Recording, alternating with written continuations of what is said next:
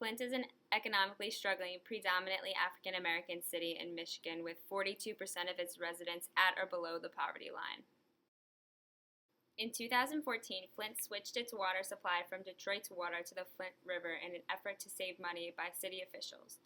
The new water source was improperly treated, causing lead from the aging pipes to leak into the water supply. Many of the water service lines in Flint were installed between 1901 and 1920. This was before the U.S. declared lead piping dangerous and were prohibited from being used. According to the World Health Organization, 10 parts per billion is the safe level of lead in water. According to the Safe Drinking Water Act, when water reaches 15 parts per billion, the Environmental Protection Agency are required to take action. 90% of the homes in Flint had 25 part per billion of lead or more in their drinking water, which is 10 part per billion over required intervention levels. Flint Elementary School had a shocking 112 parts per billion of lead in their water. Lead is a potent neurotoxin which greatly affects children. Lead poisoning has an impact on many developmental and biological processes, most notably intelligence, behavior, and overall life achievement. Children can absorb 40% to 50% of an oral dose of water-soluble lead compared with 3% to 10% for adults. From April 25, 2014 to October 15, 2015, the levels of lead in Flint tap water increased over time, and analysis of children's blood lead level detected a 25% increase. In 2012, the CDC ruled that no level of lead in children's blood is considered safe.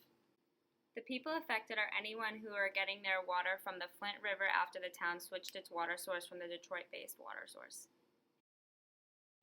According to an NPR article, the people who drank, cooked, or showered in water from the faucets of their homes or other buildings that were connected to the Flint water source were affected.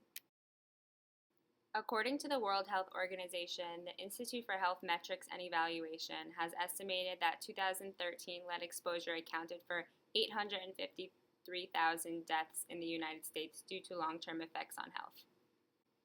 Children can develop neurological problems that can increase with time and affect them more and more as they grow into adulthood. According to an article on CBS, even low levels of lead can cause brain damage in the children that are exposed to the polluted water in Flint. Lead can seep into the skin of anyone who's exposed to the water and cause some people to lose chunks of their hair in the shower and develop red spots on their skin. These exposures can lead to problems such as lower IQ scores, developmental delays, and behavioral problems like ADHD, which cause many of these children to be unable to recover from these damages as they limit them from functioning to their full level. Many people were affected by this water crisis. People were unable to shower, clean, cook, and drink with the water from their faucets. People are now suffering health consequences as lead-polluted water can virtually travel all over the body when ingested. Because of the dirtiness of the water and socioeconomic status of the community, many of the less fortunate people of Flint were unable to move for financial reasons when they found out their water had high levels of lead. A federal judge also ordered water bottles to be delivered door-to-door to Flint residents as a result of the absence of clean water. Now that the crisis has taken over Flint, we must seek solutions to fix this problem. To start, replacing the lead service line could be one strategy. The pipes being contaminated with lead is where the problem has begun, so this would be the best place to start. Since the corrosion has already started, any water that goes through the pipes will be contaminated with some lead. This can be a difficult task because finding which pipes are contaminated will take quite a long time. The city's mayor believes that an estimated $55 million will be needed to remove the pipes, with as many as 500 pipes to be removed during an initial phase. After the initial phase, they will go from there, and the cost might add up to $1 billion. This will be costly and a long solution, but it will definitely be needed for the town of Flint. Another strategy can be home filtration systems. By installing these into home sinks, the level of lead in the water decreases dramatically. This leads to drinkable water right from the tap. In Flint, the EPA tested filtered water and deemed it safe enough to drink.